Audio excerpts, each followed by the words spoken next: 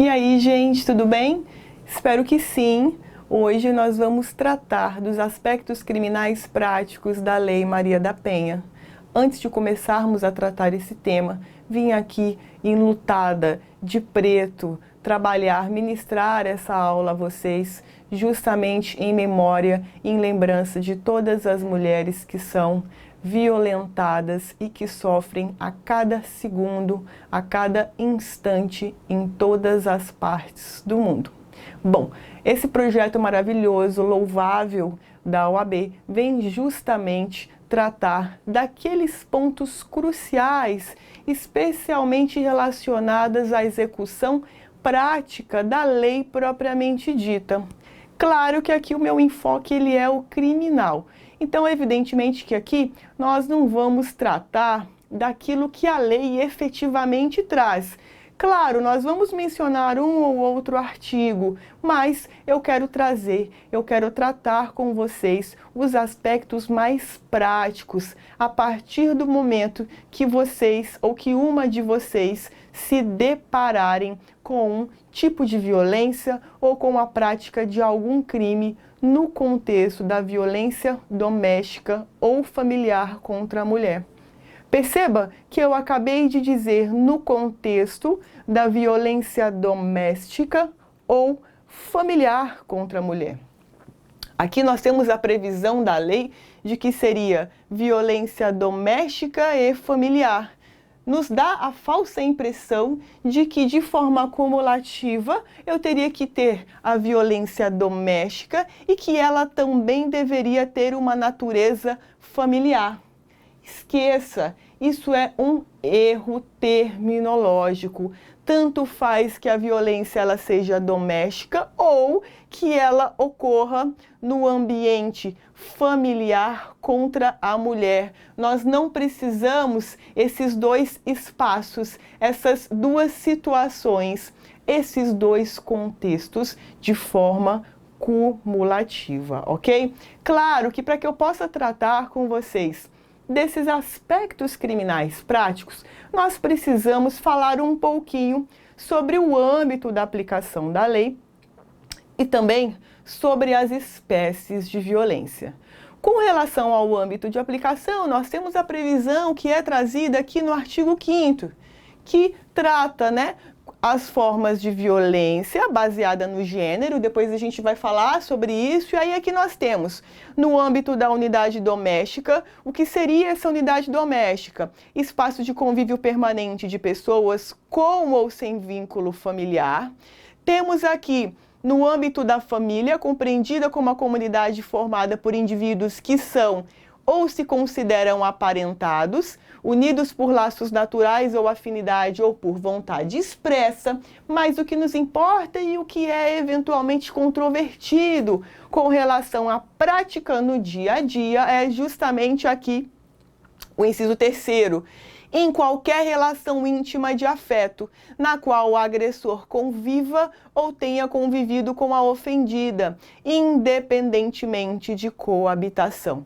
Perceba que os três incisos, cada um deles trata de um âmbito espacial diferente. Então, perceba que nós temos aqui no âmbito da unidade doméstica, que é o espaço de convívio permanente. Lá, ela então quer dizer que, por exemplo, se ocorrer uma violência doméstica no escritório em que eu trabalho, eu me encaixo nesse perfil no âmbito de unidade doméstica. Bom, se há o convívio permanente de pessoas, sim, sem problema nenhum.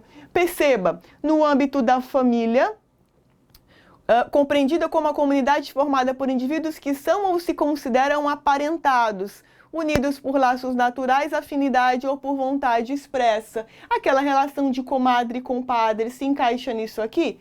Perfeitamente. Perceba que aqui nós não temos a necessidade de convívio permanente. Então perceba que nós estamos em um outro contexto fático que vai abranger a aplicação da lei. E aqui, por fim, qualquer tipo de relação íntima de afeto na qual o agressor conviva ou tenha convivido. Aqui nós tínhamos uma divergência, e na verdade nós temos uma divergência doutrinária muito grande, no sentido de que Essa relação íntima de afeto seria, por exemplo, somente aquela de laços afetivos amorosos, mas perceba, em uma interpretação pro-homine, em uma interpretação embasada nos tratados internacionais que tutelam e protegem as pessoas que são vítimas de violência doméstica, no caso do gênero feminino, que é o objeto do nosso estudo, perceba que nessa interpretação mais ampla, essa relação íntima, ela abrangeria também, por exemplo, uma relação de amizade. Então, quanto mais amplo você puder interpretar essas disposições desses incisos, maior a possibilidade de incidência do amparo da Lei Maria da Penha.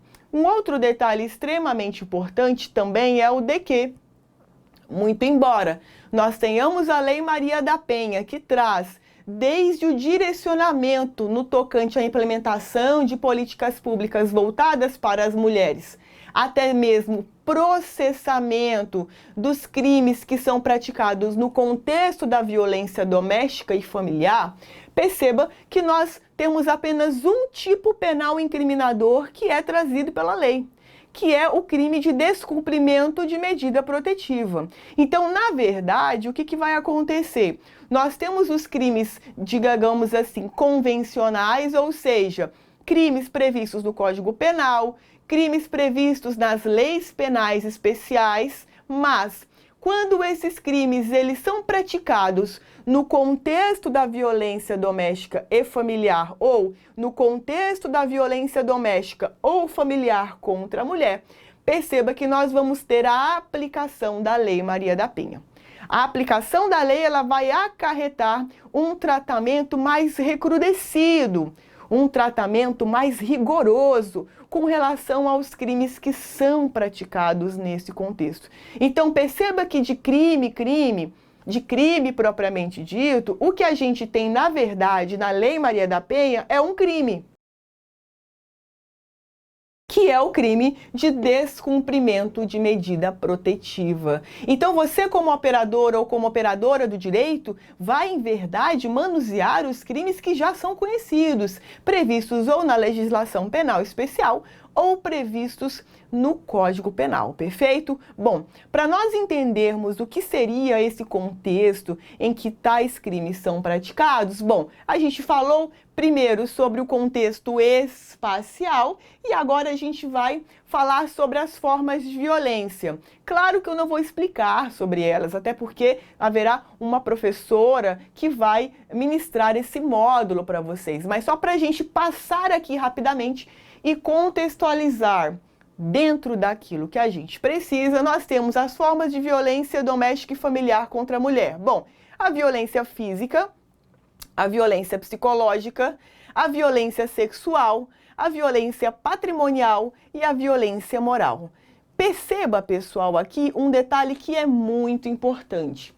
Dessas 5 violências, 4 delas nós temos uma vinculação, uma associação automática com os crimes que já estão previstos na nossa legislação penal. Explico. Veja, violência física, entendida como qualquer conduta que ofenda a integridade ou saúde corporal. Ora, então nós temos os crimes de periclitação da vida e da saúde, e temos os crimes de lesão corporal, e temos os crimes, o crime de homicídio, ou seja, crimes que tutelam a vida. Então perceba que automaticamente quando a lei ela trata da violência física, vem à nossa cabeça já esses crimes, lesão corporal, homicídio. Por outro lado, aqui na violência psicológica, a gente vai perceber daqui a pouco que nós, infelizmente, não temos crimes em que automaticamente a gente consiga fazer essa associação. Mas daqui a pouco eu vou falar sobre ela. Aí vem violência sexual, então aqui nós temos os crimes do Código Penal que tutelam a dignidade sexual, né? Estupro, por exemplo. Temos, com relação à violência patrimonial, os crimes patrimoniais que são previstos no Código Penal, apropriação indébita, estelionato, furto, até mesmo roubo e assim sucessivamente. E temos aqui a violência moral, que possui crimes que a tutelam, como a calúnia, difamação e injúria. Veja que das 5 violências, somente a violência psicológica é aquela que automaticamente nós não conseguimos fazer uma associação direta. E aí perceba que, em verdade, na prática, gente, é o tipo de violência que ocorre mais. É o tipo de violência que ocorre, mas aquela violência sutil, aquela violência que é verbalizada, aquela violência que muitas vezes não se consegue materializar para fins de prova, ou seja, a violência que provavelmente mais incide no dia a dia das mulheres. E aí você poderia me perguntar, Laila, tá, mas por que não criaram um crime de violência psicológica? Perceba, existe também uma questão legislativa em que o Congresso ainda não elaborou um crime que pudesse tutelar esse tipo de violência. E perceba também que é um tipo de conduta que muitas vezes, para fins de processo, é difícil de ser comprovada. A não ser que a gente tenha um áudio gravado, a não ser que a gente tenha uma mensagem de áudio mandada, enviada pelo agressor ou agressora, a não ser que a gente tenha uma conversa de WhatsApp, uma filmagem. Perceba que, em verdade, existe uma dificuldade com relação aos elementos de prova. E a doutrina que trata da legislação penal especial, muitas vezes, quando fala da violência psicológica, ela exemplifica essa violência quando ela já vem acompanhada por outros crimes que estão previstos nas outras violências. Então, é como se a violência psicológica ela viesse agregada. Então, eu vou dar um exemplo para vocês. Um crime de cárcere privado, que é aquele crime em que a pessoa encarcera a vítima sem a finalidade de obtenção de dinheiro, simplesmente para segregar a liberdade de locomoção dela. Laila, tá, mas isso daí, onde que a gente vai encaixar aqui nessas violências? Perceba, se for um crime de sequestro ou cárcere privado, a gente tem aqui, né, uma violência física, porque vai mexer com a saúde corpórea da pessoa. Ela é encarcerada, ela não pode se locomover, mas ainda assim isso é discutível se encaixaria nesse tipo penal. Mas a maioria da doutrina diz, olha, a violência psicológica ela vem junto com os outros crimes. Então, se o agressor ele praticou uma lesão corporal grave e ele, né, vamos supor, xingou a vítima, a mulher, ele praticou ali também uma difamação e ali automaticamente houve uma violência psicológica. Geralmente também essa violência psicológica, ela é difícil e ela resta muito aglutinada com os crimes contra a honra, calúnia, injúria e difamação. Onde que eu quero chegar? Um problema. Quando eu tenho uma cliente que chega para mim e fala, Laila, eu estou sofrendo violência psicológica, eu preciso fazer alguma coisa. Perceba qual é a resposta criminal que eu posso dar para essa cliente. Vocês entendem a dificuldade prática? Porque muitas vezes a violência psicológica ela foi só verbalizada. Até para eu conseguir dar um suporte para fins de requerimento de medida protetiva, se eu não tiver um áudio, ou eu não tiver uma testemunha, né, ou eu não tiver ali uma filmagem com áudio, é difícil a autoridade policial ou até mesmo o magistrado aplicar a medida de proteção. Por quê? Porque eu não tenho uma materialidade pela própria natureza da violência. Um outro problema também é você explicar para a cliente que não existe um crime de violência psicológica. E aí eu tenho que conversar com ela da forma que eu estou conversando com você, que é uma forma mais técnica. E a cliente ela não tem obrigação de saber isso, porque ela não tem essa expertise. Ou se ela tem, ela não quer lidar com esse caso como advogada. Ela quer lidar com esse caso como cliente. Entende? Isso é um problema com relação à resposta que ela vai obter, no sentido de se proteger dessa violência psicológica. Então, o que eu vou explicar para vocês? Como isso pode ser feito na prática? Bom, vai ter que haver por parte da vítima uma colaboração no sentido de reunir alguns elementos mínimos, ou um áudio, ou se o agressor fala isso na frente de pessoas, declaração de pessoas, Laila, mas até levar lá na delegacia para essa pessoa ser ouvida, será que o delegado ele vai querer? Não, num primeiro momento, o que você vai fazer? Você vai colher as declarações dessa pessoa, essa pessoa vai assinar, vai reconhecer firma, e aí você já vai ter um requerimento de medida protetiva para apresentar para a autoridade policial. Então vamos supor que no caso prático, várias violências psicológicas são praticadas. Algumas delas na frente de pessoas, não importa que as testemunhas sejam parentes da vítima, mãe, irmão, filho do casal ou filha do casal, não importa. Importa que você vai levar essa informação para a autoridade policial e informar que existe violência psicológica, porque muitas vezes o agressor, ele não pratica as outras violências que são agregadas a crimes.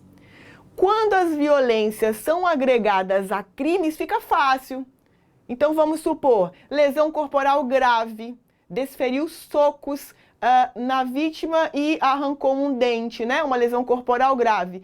Perceba que no momento que você, como advogado, leva ao conhecimento da autoridade policial esse fato, você já vai agregar as informações da violência psicológica. Então tudo bem, a medida protetiva aí não vai gerar problema, mas quando a medida protetiva ela vem com base só na violência, só não, porque a violência psicológica é a pior de todas. Então, quando esse requerimento, esse pedido, ele vem embasado nessa natureza de violência, existe uma dificuldade. Então, não adianta também chegar lá para lavrar um boletim de ocorrência. Ah, eu vim aqui lavrar um BO, na delegacia especializada, né, naturalmente, eu vim aqui lavrar um BO com relação à violência psicológica. A primeira coisa que o escrivão vai te perguntar, qual é o crime, doutora?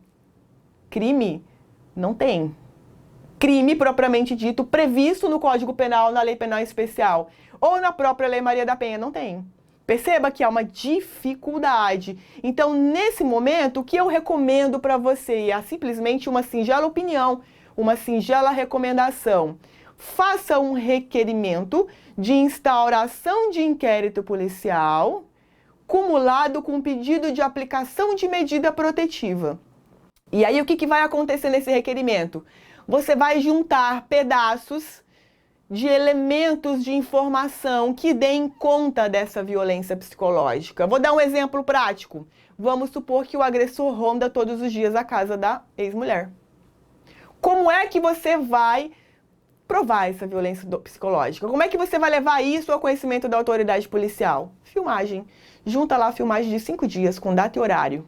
Laila, mas como que eu vou juntar? Eu levo isso num pendrive e tal? Tanto faz. Leva num pendrive anexado com requerimento, ou pega essas filmagens, joga numa nuvem, coloca um QR Code no requerimento, o delegado vai bater o QR Code e vai abrir a filmagem com ele rondando 5 dias consecutivos. Perceba, aí eu tenho a prova de uma violência psicológica. E aí o que vai acontecer? Você vai protocolizar o requerimento de instauração de inquérito cumulado com medida protetiva. Esse requerimento, num primeiro momento, ele vai virar um auto de investigação preliminar, que é um procedimento prévio, ou, dependendo da gravidade da situação, até mesmo um inquérito propriamente dito, e aí, diligenciando na delegacia, a delegada ou o delegado, eles vão ou já de ofício decretar medida protetiva, e aí, se ele faz essa decretação, ele informa até 48 horas para o juízo, ou ele vai comunicar esses fatos para o juízo especializado, e aí ele vai analisar para decretar ou não, né, estabelecer ou não essas medidas de proteção. Esse é o primeiro detalhe que eu quero tratar com vocês aqui, que é isso da violência psicológica. Quando ela vem agregada com outros crimes, tudo bem, fica fácil você conseguir essa medida protetiva. Mas, quando não, quando o agressor não pratica nenhum crime do Código Penal ou da legislação penal especial, existe essa dificuldade. Então, esse é um caminho, é uma saída que você pode adotar com relação a essa violência psicológica, ok? Bom, que mais de interessante que a gente tem aqui? Então, vamos lá. Com relação aos sujeitos da lei, quem pode... Gente, não preocupa que depois do procedimento eu vou falar um pouquinho mais, tá? É que eu já aproveitei o gancho da violência psicológica, que era o que eu queria falar, na verdade, e aí eu vou falar mais um pouquinho de procedimento, tá? Não se preocupe, fiquem tranquilos. Bom, com relação aos sujeitos da lei, qualquer pessoa pode ser sujeito ativo. Qualquer pessoa pode praticar a conduta nos dois contextos, no contexto do ambiente e no contexto das violências que nós acabamos de conversar. Bom, Laila, com relação ao sujeito passivo, quem pode ser? Gênero feminino. Gênero feminino. Qualquer pessoa do gênero feminino. Ainda, detalhe, agora vem o pulo do gato. Ainda que o sexo biológico seja masculino. Ou seja, a pessoa nasceu com um pênis, mas a identidade de gênero dela é feminina. Ok? Bom, depois, daqui a pouquinho eu vou falar sobre isso de novo. Qual é o que você realmente precisa saber para ver se vai estar ou não configurada o contexto da violência doméstica? A vítima deve estar em situação de hipossuficiência física ou econômica, em condição de vulnerabilidade. Então perceba, eu tenho uma briga entre irmãs em casa. Houve violência doméstica? Provavelmente não. Existe uma hipossuficiência física ou econômica ou uma condição de vulnerabilidade? Existe uma motivação como opressão à mulher ou foi simplesmente uma briga entre irmãs? Ou seja, se uma das irmãs tivesse o sexo masculino ou se identificasse com o gênero masculino, melhor dizendo, teria pancadaria do mesmo jeito. Não, Laila. Eu tenho duas mulheres brigando em casa e caso uma delas tivesse, hipoteticamente, uma identidade de gênero masculina, perceba que a briga aconteceria. Então não é contexto da violência doméstica, ok? Não é o contexto da violência doméstica. Você deverá fazer essa associação no caso concreto. Agora, bom, com relação à identidade de gênero, perceba que nós temos dois paradigmas constitucionais com relação àquelas pessoas que possuem um pênis, ou aliás, o pênis, mas se identificam com o gênero feminino. A primeira delas é a DI 4275 do DF. Olha só aqui o que nós temos. A pessoa transgênero, na verdade, melhor redação seria transgênera, tá? A pessoa transgênero que comprove sua identidade de gênero dissoante daquela que lhe foi designada ao nascer por autoidentificação firmada em declaração escrita desta sua vontade, dispõe do direito fundamental subjetivo à alteração do prenome e da classificação de gênero no registro civil pela via administrativa ou judicial, independentemente do procedimento cirúrgico. Independentemente do procedimento cirúrgico. Além da ADI, dias depois, foi julgada e reconhecida, foi mantida, né, as teses da repercussão geral do recurso extraordinário 670.422.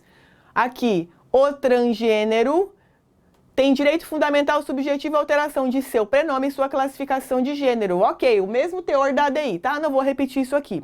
Essa alteração tem que ser averbada à margem do assento de nascimento.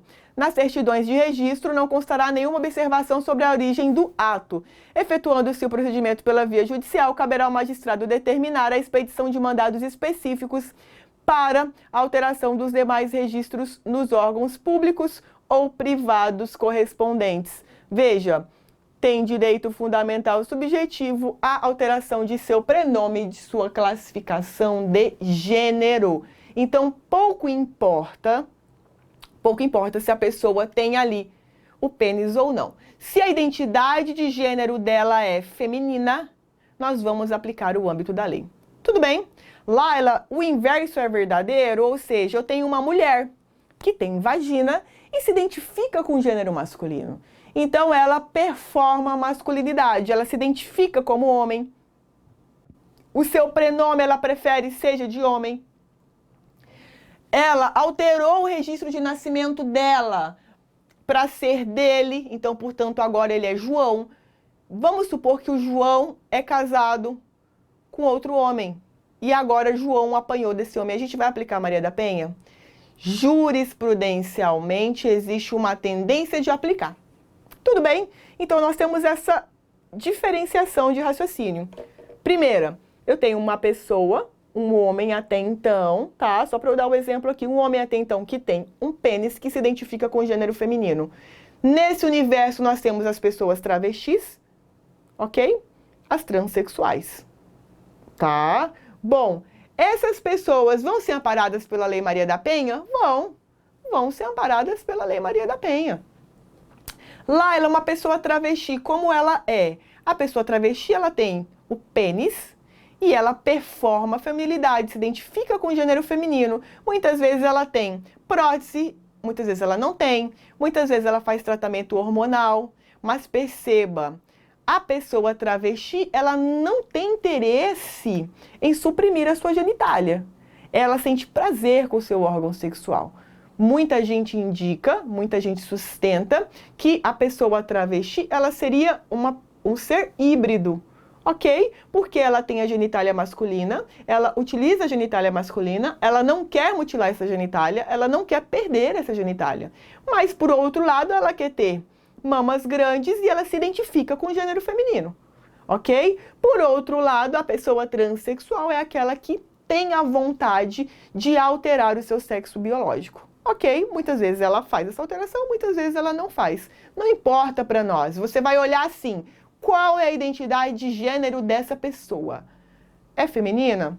Vai aplicar a Maria da Penha. Aplica a lei. Sem problema nenhum, tá? Agora, como eu disse, na segunda forma, o inverso não é verdade. Então, se eu tenho até anteriormente uma mulher que se identifica com o gênero masculino, então vamos supor, eu sou uma mulher, me identifico com o gênero masculino, suprimi minha mama, tomo hormônios já, não quero me chamar, não me chamo mais Laila, me chamo João, performo masculinidade em absolutamente tudo. Eventualmente eu casada com um homem, apanhei. Perceba, eu vou ser amparada pela Lei Maria da Penha? A jurisprudência tem entendido, né, tem caminhado no sentido de que sim, ok? Tem caminhado no sentido de que sim, que aplica mesmo que a minha identidade de gênero seja masculina. Mas isso não é tranquilo na jurisprudência, tudo bem? Não é tranquilo na jurisprudência. Existem juízes que entendem que, como eu, né, antiga Laila, mudei minha identidade de gênero, retifiquei meu assento de nascimento para a identidade de gênero masculina, que eu não poderia receber o amparo da lei. Mas em uma interpretação mais extensiva, existem juízes que aplicam, ok? Então, muita cautela com relação a isso, né? Esse detalhe, mulher que se identifica com gênero masculino, se ela pode ou não ser amparada nos termos do que a lei estabelece. Tudo bem? Bom, com relação ao inverso, a gente já viu que isso agora está pacificado pelo STF. Não tem mais discussão. Aplica-se sim. Tudo bem? Bom, esse era um detalhe que eu queria falar com vocês também com relação aos sujeitos. Bom, Laila, eu tenho uma dúvida. Eu tenho uma agressão simultânea. Então, vamos supor que o agressor é pai de 2 filhos, um homem e uma mulher. E, no contexto da violência doméstica, praticou lesão corporal contra os 2. E aí, como fica o âmbito de aplicação da lei? Porque um filho é homem, o outro filho é mulher. Nesse caso, o filho homem não recebe o amparo da lei. Perceba que ele não vai receber medida protetiva, mas juridicamente, nada impede que, pela conexão probatória, esse crime de lesão corporal grave contra o filho homem seja processado de forma conjunta com a filha mulher na vara especializada. Tudo bem, é possível que haja esse processamento na vara especializada, por uma questão de conexão de provas. Por outro lado, é possível que o juiz, na hora, né, ou o Ministério Público, cinda o processo. Então, eu tenho uma lesão corporal grave tramitando em uma das varas criminais comuns e a outra lesão grave praticada no contexto da violência doméstica tramitando na vara especializada. Tudo bem? é possível também que haja ali, né, a cisão, né, dos autos. Então, esse é um detalhe também interessante. Bom, o que mais que a gente tem de importante aqui? Procedimento. Esse procedimento, gente, ele tá na lei, tá? Então, a gente tem, primeiro, oitiva da vítima. Lá ela é criança ou adolescente. Como que faz? Então, é criança ou adolescente mulher. Como vai ser feita a oitiva? Prevalece que na delegacia especializada da criança ou do adolescente. Tudo bem? Então, se eu tenho vítima de violência doméstica, então, o agressor pratica crime no contexto da violência doméstica contra criança ou adolescente. Isso vai para delegacia especializada, ok? Existe, né, existe essa orientação. Antes da gente tratar aqui desse passo a passo, que está na lei, né? Está na lei. Gente, tô ruim para enxergar. Olha, tá horrível, sem óculos hoje. Tá um terror aqui.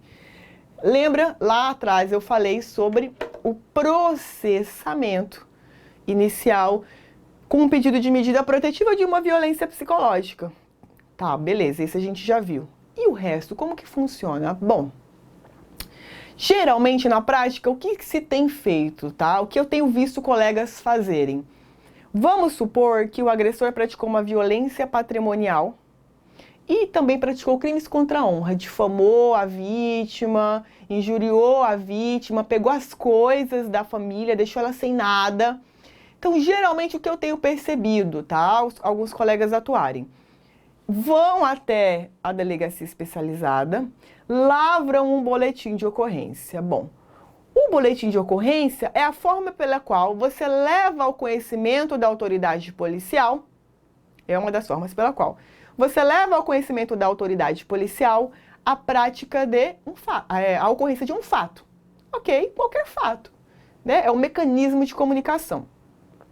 Nem sempre você precisa primeiro lavrar um BO e esperar os 30 dias que o delegado de polícia tem para instaurar o inquérito, e geralmente ele não faz isso em 30 dias, por quê? Porque é réu solto. E a delegacia, ela acumula um sem número de inquéritos, né? Ainda que especializada, para apurar, para investigar. Então, a lavratura do BO, a situação ela é urgente, mas aí, muitas vezes, o advogado ou a advogada lavra o BO, espera os 30 dias e aí vai pedir a instauração do inquérito. Faz um requerimento, vai ver o andamento do BO, para o delegado pegar esse BO e abrir os autos de investigação preliminar. Você, como advogado, pode formular o requerimento de instauração de inquérito.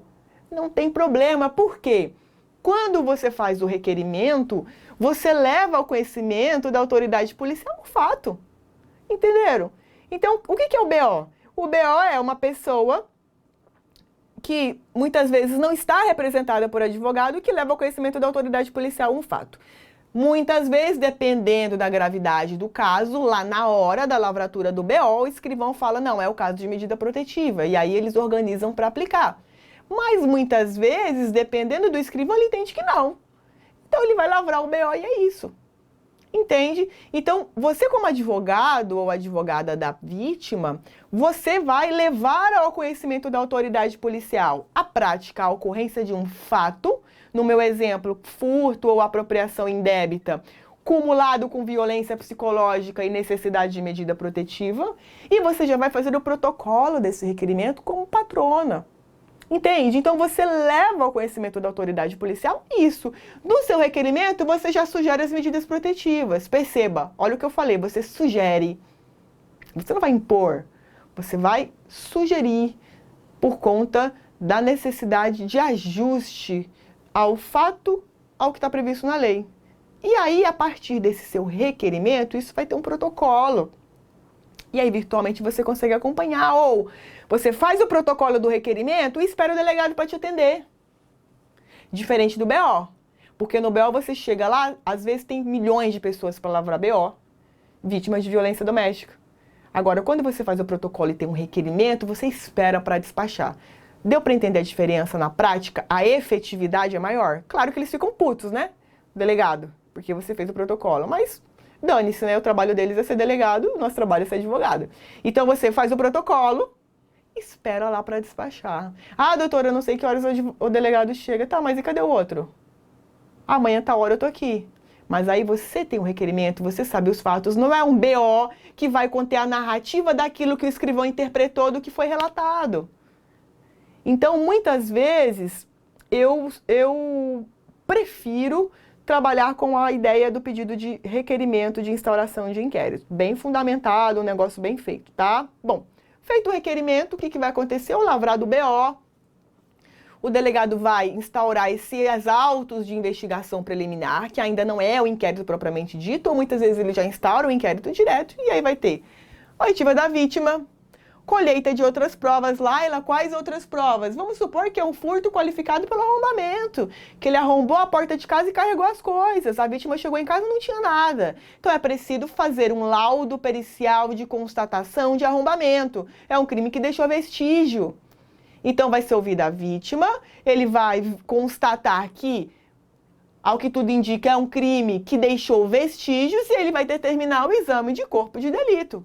Colheita de outras provas. Bom, depois disso, ele vai remeter o pedido de medidas protetivas de urgência formulado pela vítima. Essa é a primeira fase, né? Essa é a primeira hipótese. Então, ele faz os pedidos e ele remete, ou, né, se for o caso, dependendo da urgência, o delegado ele vai poder estabelecer essas medidas de proteção. Gente, olha que até a televisão tá pifando aqui. Então, no primeiro momento, em regra, remessa para o juízo especializado determinar ou decretar essas medidas de proteção, ou, quando muito urgente ou extremamente grave, o delegado, né, a autoridade policial, quando o município não for sede de comarca, ou delegado quando o município não for sede de comarca e não houver delegado disponível no momento da denúncia, vai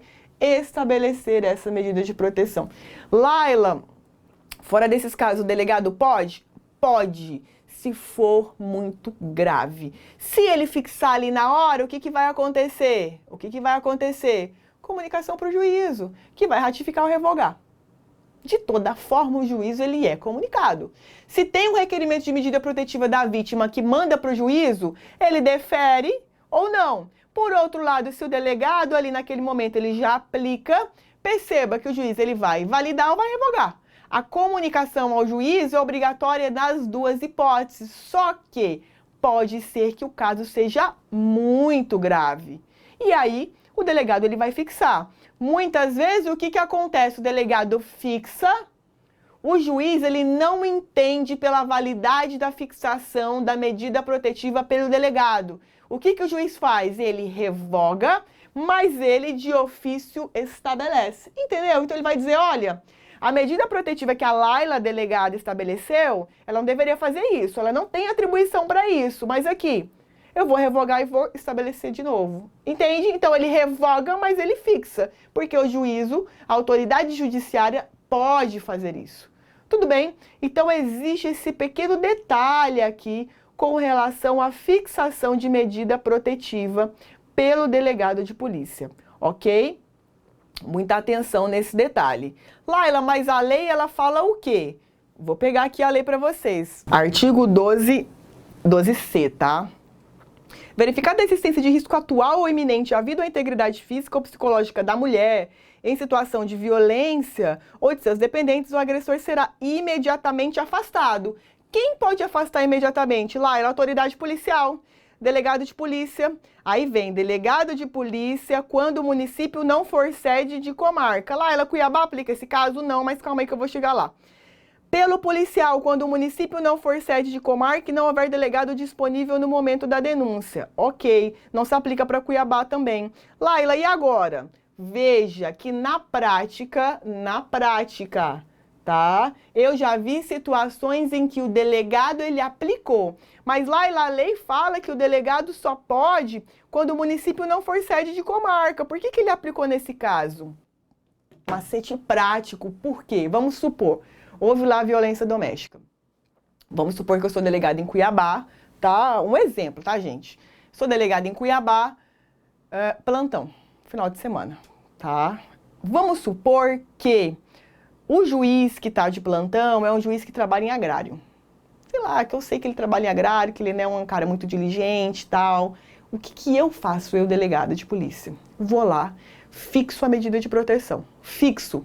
Estabeleço ela no sábado, que é plantão. Medida de afastamento, coloco lá 3 medidas de proteção. Laila, mas essa medida vai ser revogada. Vai ser revogada, mas perceba. Quando ela for revogada, vai ter passado o final de semana. Já vai ser outro juízo. Então, o que vai acontecer? Vai chegar no juízo essa comunicação, vamos supor lá, né, no sábado à noite ou no domingo. Aí, o delegado, o que eu faço? Ligo para o assessor, falo, olha, dá uma segurada, espera acabar o plantão, então até o final do plantão, revoga. Se revogar, vai ser de domingo para segunda. Na segunda, eu já mandei o pedido formal para o juiz dar. Entenderam? Então, na prática, tem como você fazer esse macete. A autoridade policial, ela se preocupa com aquela situação, porque ela é extremamente grave, e aí ela fixa, já sabendo que vai ser revogada. Mas perceba que o juízo na segunda-feira, se é um juízo que já trabalha com a delegacia especializada, e provavelmente, né, a delegacia especializada já conhece todo mundo da vara especializada, o delegado, né, ou alguém lá da delegacia vai falar, pô, tudo bem, pode revogar, mas tem como renovar? Porque, perceba, a autoridade judicial, ela pode fazer isso. E aí ela vai fazer. Então, veja que a lei, ela não ampara esse detalhe que eu estou falando para vocês, do delegado fixar isso de ofício. Mas quando o caso for muito grave, ele pode. Porque aí depois, quando ele comunicar isso para o juízo, o juiz ele pode revogar e dar de novo. Sem problema nenhum. E aí vai haver uma validação. Tudo bem, é possível que seja feito dessa forma. Eu já fiz isso 2 vezes e deu certo, tá? Não vou contar o nome do santo, né? E nem onde que eu fiz. Mas foi no estado de Mato Grosso e deu muito certo, tá? Uma delas, inclusive, no interiorzão de meu Deus, mas tinha comarca. Então aí eu conversei com o delegado, falei, ó, só tinha... Já tô contando demais, né? Mas enfim, era um delegado só. 2 juízes, né, ou juízes, não vou contar, né, tudo. E aí eu falei, ó, doutor, essa pessoa que tá no plantão, pelo amor de Deus, a cliente vai ser morta, é isso que vai acontecer. Fixa, tem como fixar para passar o sábado e domingo? Na segunda-feira, eu vou lá conversar com a assessoria, fora do plantão. E foi o que eu fiz, conversei na assessoria, falei, ó, vai chegar um pedido aqui comunicando, porque o plantonista não analisou, ou, né, tem como você revogar, mas fixar? E aí foi o que aconteceu, ele renovou e fixou. Poderia ter acontecido, vamos supor, nesse caso, de no domingo o juiz do plantonista falar, não, tá errado, revogo. Mas aí era só um dia de perigo, domingo para segunda. Na segunda, essa comunicação vai para o juízo titular. E aí lá você pedir já para fixar de ofício e ia resolver a vida da cliente. Entenderam? Então isso é uma questão de macete, tá?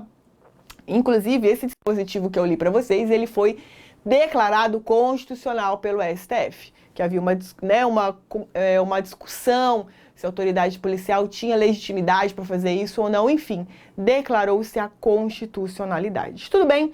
Então esse é um detalhe que eu queria falar com vocês aqui dentro do procedimento. Um outro detalhe também que eu queria, fiquem tranquilos, a gente tem mais 5 horas de aula. Mentira, a gente já tá acabando, tá? Dá uma segurada. Um outro detalhe também que eu queria ver com vocês aqui dentro do procedimento é o de crimes contra a honra, tá? Injúria, calúnia e difamação. São crimes de ação penal privada. O que é que acontece muito, e isso não é só violência doméstica, não. Advogados que atuam no criminal de maneira geral sempre fazem isso e geram um problema, uma confusão. Vamos supor que crime contra a honra. Muitas vezes o advogado, ele lavra o BO, ok? De calúnia e difamação. E depois a juíza queixa crime de calúnia e difamação. Eu tenho uma duplicidade. Porque quando lavra esse BO, a autoridade policial ela tem a obrigação de instaurar os autos de investigação preliminar. Se é crime de menor potencial ofensivo, isso vai para o GCRIM. Mas perceba que você tem um procedimento na justiça especializada de violência doméstica que está apurando essa queixa-crime. do mesmo fato. Isso gera duplicidade, não precisa lavrar BO de crime contra a honra. Você, como advogado, vai formular uma queixa-crime. O que é uma queixa-crime? É uma petição inicial com uma pretensão condenatória. É a mesma atuação do MP, só que nesse caso você vai atuar no interesse da ofendida, porque é um crime de ação penal privada. Então esquece BO, não lavra esse BO. Formule a queixa-crime completa, uma queixa-crime foda, e distribui. E distribua essa queixa-crime. Você não precisa do BO juntado na sua ação inicial, na sua queixa-crime. Para quê? Porque quando você lavra o BO e isso gera o procedimento na delegacia, isso vai para o GCRIM. E aí gera uma duplicidade. E você não quer duplicidade. E veja, Laila, mas vai para o GCRIM, sendo que não aplica instituto despenalizador na Lei Maria da Penha, sim, pelo rito, por causa da pena do crime. Se é vamos pegar lá um crime de injúria. A pena máxima combinada, ela não extrapola. Então, você não vai aplicar uns institutos despenalizadores, mas existe esse lance de duplicidade, esse problema de duplicidade. Faça só a queixa-crime e distribua na justiça especializada. Pronto. Laila, mas esse procedimento, se é regido, né, por um procedimento mais rápido do GCRIM, por que vai ser processado lá se não cabe os institutos despenalizadores do GCRIM? Transação penal, composição civil dos danos. Bom, porque a pena não extrapola. Então, a gente não prevalece na jurisprudência que a gente não aplica os institutos despenalizadores do GCRIM, mas o procedimento, ele é sumaríssimo, porque a pena não extrapola. Então, o que vai acontecer? Ele vai ser processado na vara especializada também, porque é no contexto da violência doméstica. Mas perceba, é uma duplicidade que foi gerada, porque de uma forma ou de outra, isso vai acabar indo para a vara especializada e fica os dois procedimentos lá. Não faça isso. Faça uma queixa-crime e proponha, porque ela é uma ação penal privada. O delegado de polícia, ele não vai se esforçar para elucidar esses fatos. Você vai ter que colher os elementos de informação, os indícios suficientes de autoria e prova da materialidade, para propor a queixa-crime, que nada mais é do que uma petição inicial com um pedido condenatório, só que titularizada pelo próprio ofendido, através de você, que é dotado de capacidade postulatória. Ok? Então, faça uma coisa só. Esse é um detalhe também que eu vejo muito acontecer. Ok? Bom, superados isso, aqui dentro do procedimento, nós temos a continuidade, né? Corpo de delito, se crime deixou vestígio, oitiva das testemunhas e do agressor, identificação do indiciado, verificação de eventual registro de porte ou posse de arma, essa é uma exigência da lei, tá? E remessa dos autos ao juiz e ao MP quando o inquérito policial estiver relatado, tá? Aqui nós temos um detalhe que é previsto no artigo 16, que é sobre a retratação da representação. Nos crimes de ação penal pública condicionada à representação, só é possível retratação em audiência antes do recebimento da denúncia. Ah, Laila, mas a vítima vai lá no cartório do fórum da secretaria se retratar. Não importa. Haverá indicação de retratação formal dentro do processo, mas haverá essa audiência que será realizada de qualquer forma, tá? Essa é a previsão da lei.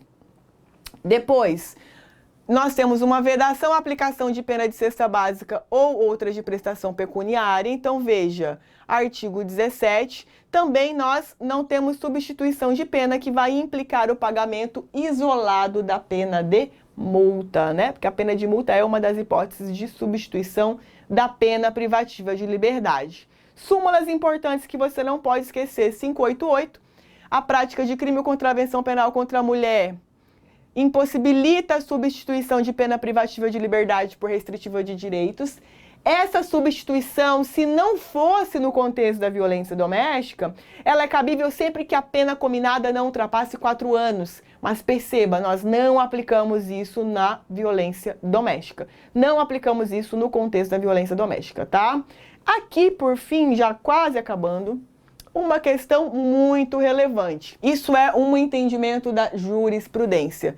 Não se pode decretar preventiva do autor de contravenção penal, mesmo que ele tenha praticado o fato no âmbito da violência doméstica e mesmo que tenha descumprido medida protetiva. Então, vamos supor, antes de chegar nesse caso aqui, tá?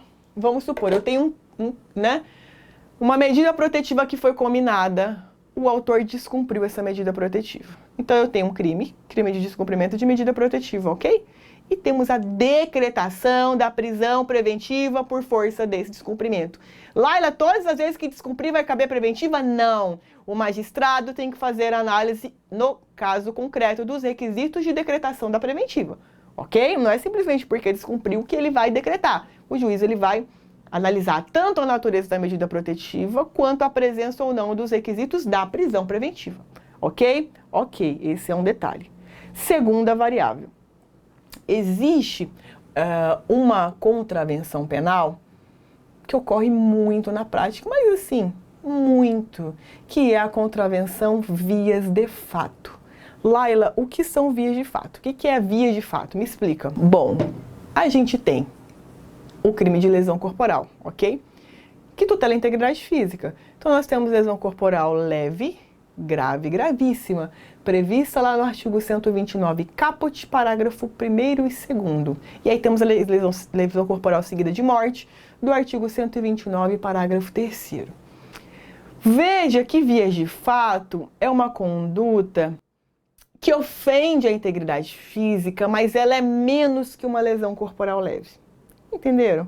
Ela é menos que uma lesão corporal leve. Lá ela me dá um exemplo. A interpretação ela é muito variável, muito relativa. Então vamos supor, o agressor ele deu um soco na cara da vítima, ficou roxo. Em razão da vermelhidão, entende-se que é uma lesão corporal leve, porque não se preencheu nenhuma das hipóteses previstas da lesão corporal grave e nem da lesão corporal gravíssima. As hipóteses estão previstas, elencadas lá no 129, parágrafo 1º e 2º. Mas só para vocês terem uma ideia, lesão corporal grave, quando resulta incapacidade para as ocupações habituais por mais de 30 dias. Lesão corporal gravíssima, deformidade permanente. Então perceba que geralmente essas lesões corporais que causam escoriações, vermelhidões no corpo da vítima, são lesões corporais leves, tá? Bom, muita gente entende que puxão de cabelo, empurrão, seriam vias de fato e não lesão corporal leve. Tem gente que entende que se eu arranco o cabelo e sai um tufo, lesão corporal leve e não vias de fato. Mas perceba que o tipo penal vias de fato tem lá praticar vias de fato. Então, não existe um consenso sobre quais situações seriam ou não vias de fato, e vias de fato é uma contravenção penal. A Lei Maria da Penha, ela trata com a ideia de crime e não contravenção penal. Crime, não contravenção penal. Então, nós temos um gênero que é infração penal e uma espécie que é contravenção penal e outra espécie que é crime. Crime, nós temos um regime de cumprimento de pena fechado, semiaberto, aberto, a pena de reclusão ou detenção. Contravenção penal, prisão simples. Nem existe essa modalidade de prisão no Brasil. É uma lei muito antiga, da década de 40. Lá, ele me dá outro exemplo de contravenção penal, jogo do bicho, por exemplo. Ok. Veja que o que acontece com relação a isso. Você tem uma vítima que apanhou do marido. Ele deu um empurrão nela e ela caiu. Pô, deu um empurrão agora, daqui a pouco dá um tiro na cabeça dela. É assim que funciona, né? Quem atua na área sabe. Eu não atuo muito na área porque tem dia que eu falo, gente, eu não tenho estômago para lidar com isso, não dou conta. Mas perceba, você chega com a vítima na delegacia. Muitas vezes o escrivão, ou se ela vai sozinha, lavra um BO de vias de fato. Perceba que vão ser estabelecidas medidas protetivas para esse cara que empurrou a mulher, ok? Mas perceba que caso ele descumpra, não vai caber a prisão preventiva dele. Olha aqui o julgado. HC, contravenção penal. Não cabe prisão preventiva. Em se tratando de aplicação de cautela extrema, não há campo para interpretação diversa. Ok, vamos lá. No caso dos autos, nenhum dos fatos praticados pelo agente, então ele puxou o cabelo, torceu o braço, que não gerou lesão corporal. E discussão no interior do veículo, onde tentou arrancar dos braços da ex-companheira o filho, não configura crime propriamente dito, ou seja, vias de fato, né? Vedada a incidência do artigo 303, tendo em vista a notória ausência de autorização legal para a decisão que decretou a constrição cautelar do acusado. Então perceba que aqui, o que os caras estão dizendo? Olha, não cabe. Se descumprir medida protetiva por força de vias de fato que foi lavrada no BO, capitulada pelo delegado de polícia, não vai caber a prisão preventiva. Laila, o que eu faço nesse caso? Você vai acompanhar a vítima da delegacia. E você vai forçar a lavratura de lesão corporal leve. É isso que você vai fazer.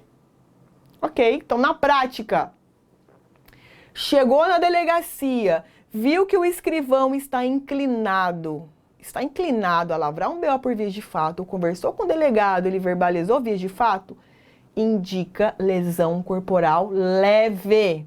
Porque a linha entre um e outro é muito tênue. Tem gente que entende que puxão de cabelo é lesão corporal leve. Ok.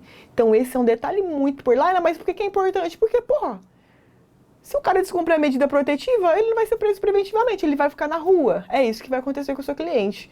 E aí a sua cliente que sobreviveu ontem, amanhã tá morta.